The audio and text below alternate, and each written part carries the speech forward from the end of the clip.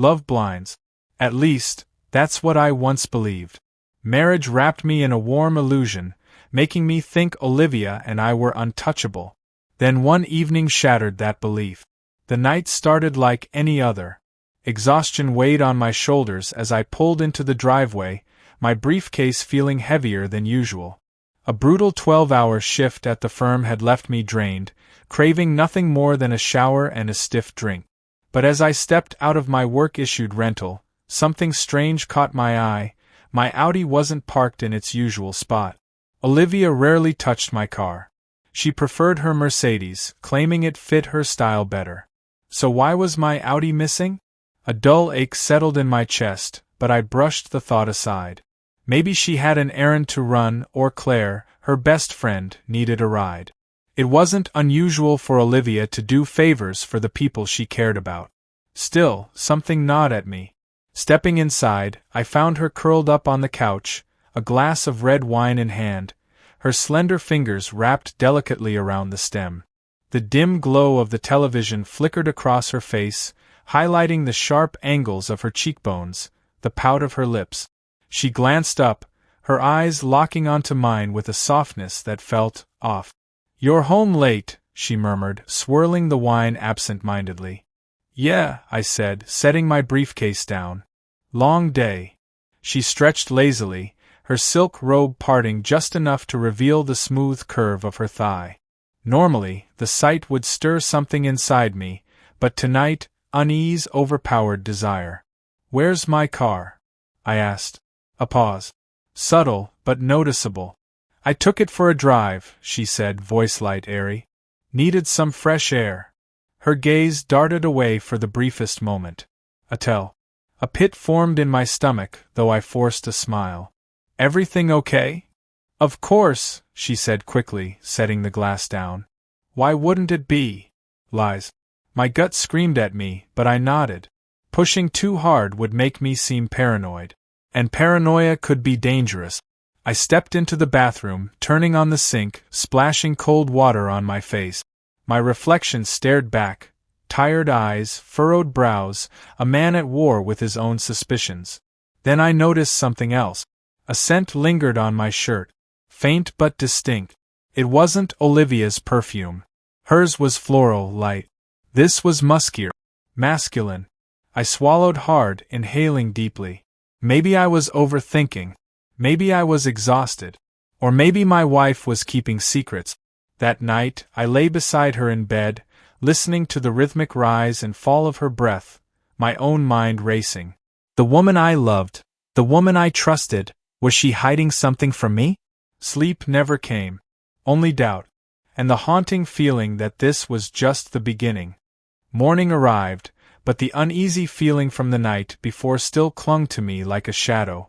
Olivia was already in the kitchen when I woke up, humming softly as she poured herself a cup of coffee.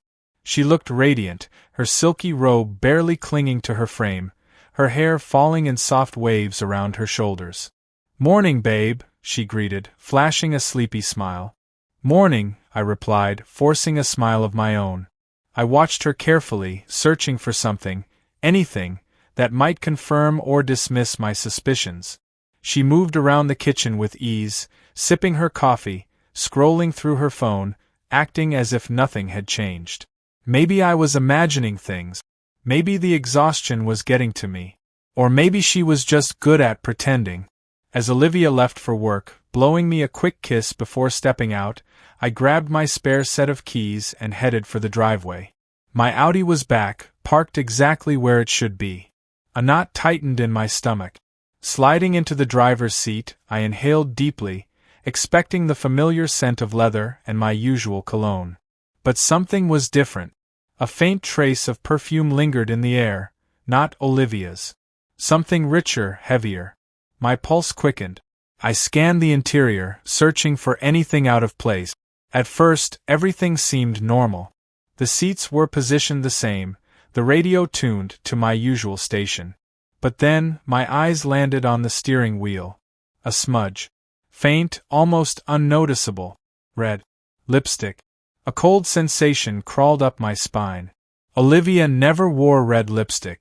She preferred soft pinks, subtle nudes, colors that suited her delicate features.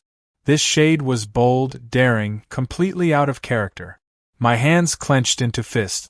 There was no denying it now. Someone else had been in my car. Someone wearing red lipstick.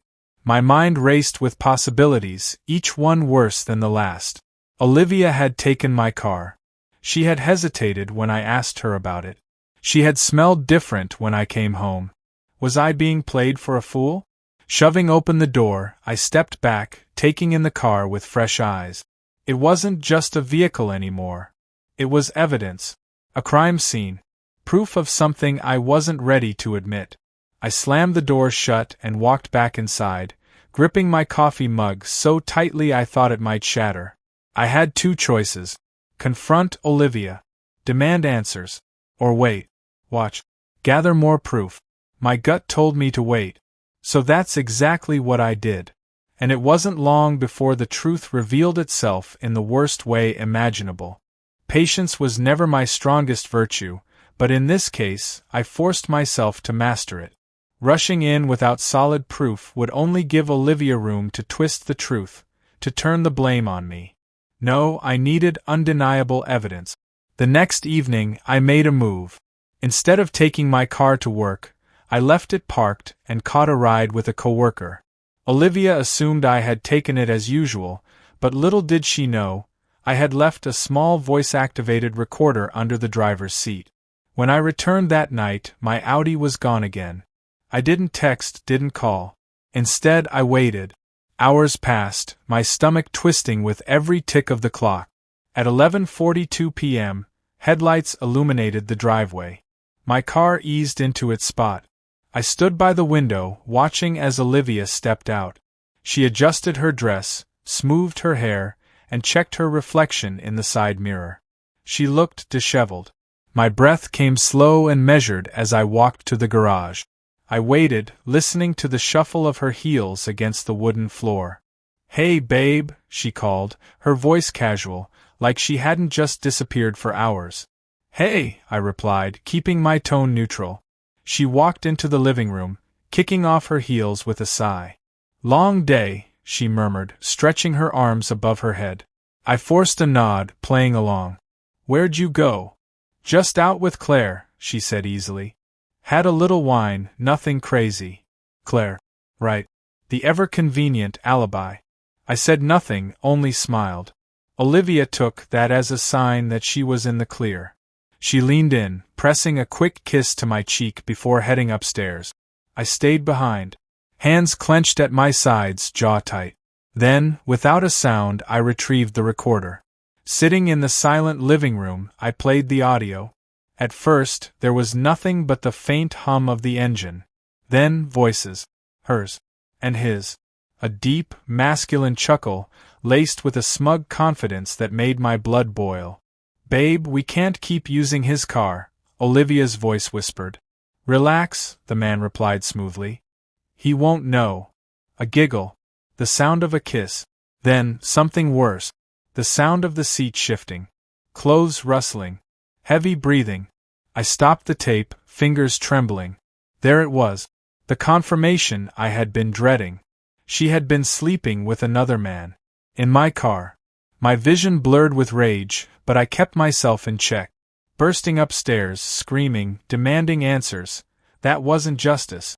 Justice required planning. And Olivia would never see it coming. Rage could make a man reckless. But I wasn't about to let my anger cost me my dignity. Olivia thought she was clever, thought I'd stay oblivious while she laughed behind my back. She had no idea I had proof. Her own careless whispers, her betrayal carved into the very leather of my car seat. I needed a plan. A perfect, undeniable, soul-crushing plan. That night I didn't sleep. Instead, I scrolled through Olivia's social media, searching for the missing piece of my revenge. And there it was, her upcoming girls' trip. Or, as I now suspected, her rendezvous with him. By morning, I had everything set. The setup. "Hey, babe," Olivia chirped over breakfast, acting as if nothing had changed. She kissed my cheek, pouring me coffee like the perfect wife. I was thinking about taking a little trip with Claire next weekend. Just a getaway, you know? I played my role flawlessly, smiling as I sipped my coffee. That sounds great. You deserve it. Her eyes flickered with satisfaction. She thought she was fooling me. By the way, I added casually, I need to take the Audi to the shop. Some weird noise coming from the engine. A tiny flicker of hesitation crossed her face. She masked it quickly, but I saw it. Oh, okay, she said, stirring her coffee.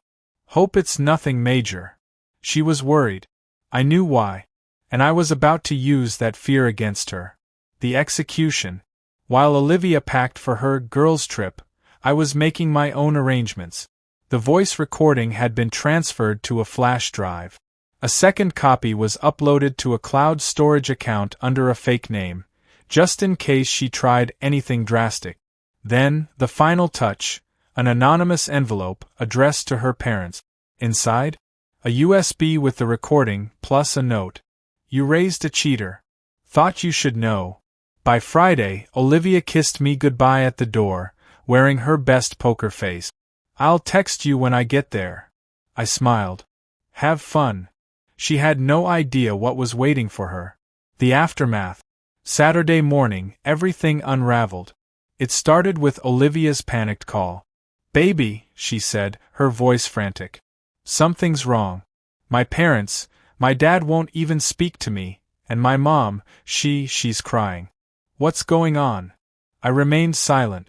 Then, another call. This time, her lover. Dude, what the hell did you do? His voice spat through the speaker.